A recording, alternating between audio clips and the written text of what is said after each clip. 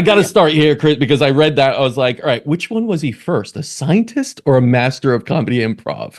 Oh, that's a great question. And it's an interesting answer, actually. But Casper, so great to connect with you.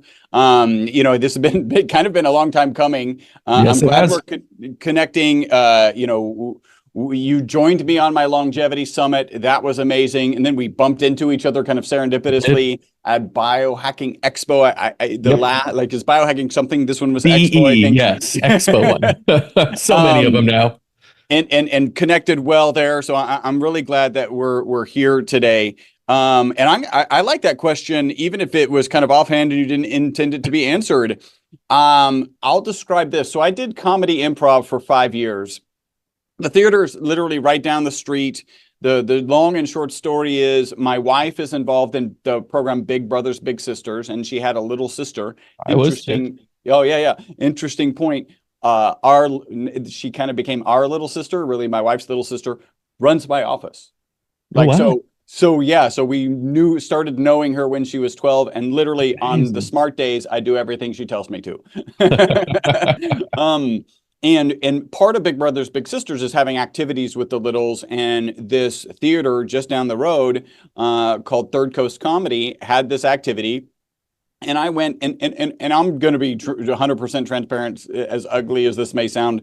They're like, yeah, they're going to brainstorm stuff. I was like, I have stuff to offer. So I went to this thing, right? And so we go, and it was very interesting. And they were kind of marketing a free 1 day improv course. And I'm not a theater geek. I didn't grow up, doing theater. I wish I had done more now, in kind of in hindsight, or some actually. And so I did this free course. I really enjoyed it. And then I did I just signed up for the class, right? And the graduation ceremony for the class is you invite your friends and family. They pay $5 to watch you do comedy improv on stage, right? This is pretty daunting.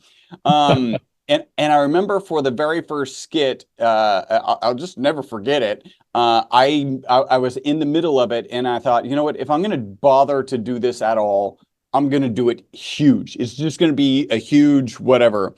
And it came off really well. Coming off a stage, we actually kind of had a graduation with more senior improv artists, and they were like, "Wow, like how long have you been doing this?" It was like, "Oh, that was the first time on stage, like never done this before." Now, to get to the real answer, I think one time my mom saw me, and I went to my mom and I was like, "Well, what did you think?" And she said, "It felt like sitting around the dinner table."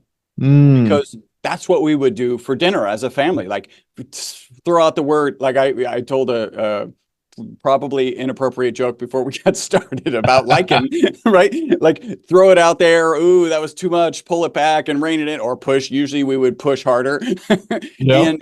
And so that is a lot of improv. And I can tell you, I couldn't recommend taking some improv training more. By the way, they ultimately ended up inviting me to be in the troupe, and so I was performed with them for like 5 years.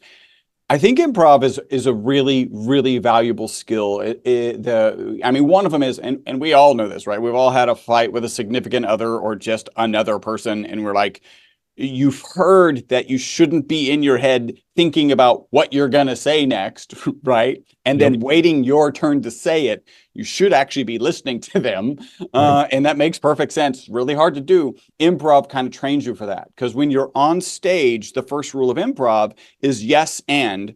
And so I can have, and this is usually true, where you've got like, okay, you're in the middle of the scene, and there's a frog that's inhaled a bunch of helium, so it's floating away, and I've got like 8 things in my mind. I'm like, oh, this is going to be great, but then they pop the frog, right? And you can't go like, well, magically it heals and now it's floating again, and we're going to go in the direction of my beautiful thing that I've worked out. You're like, okay, well, everything that I thought this was going to be is no more, and now you're going down a different direction, and it's all real time. And so I really do miss it, because I could have the toughest week, and then I could go perform improv.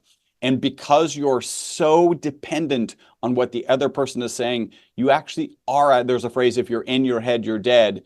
You have to be out of your head. And so there was nothing more kind of de-stressing than the stress of, because it comes with some weight. But, and I'll also say, even in a business meeting, you know, where, you know, it's awkward or whatever, at one point I can now say, well, these guys didn't pay money for me to entertain them. So this isn't that bad.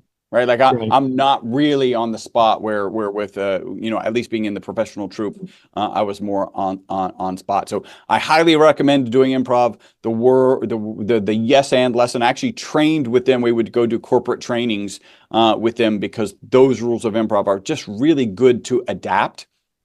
And yeah, so I loved it. And it was, so I think if you go with that story and my mom's kind of isolation of the dinner table, I was probably a comedy improv artist first.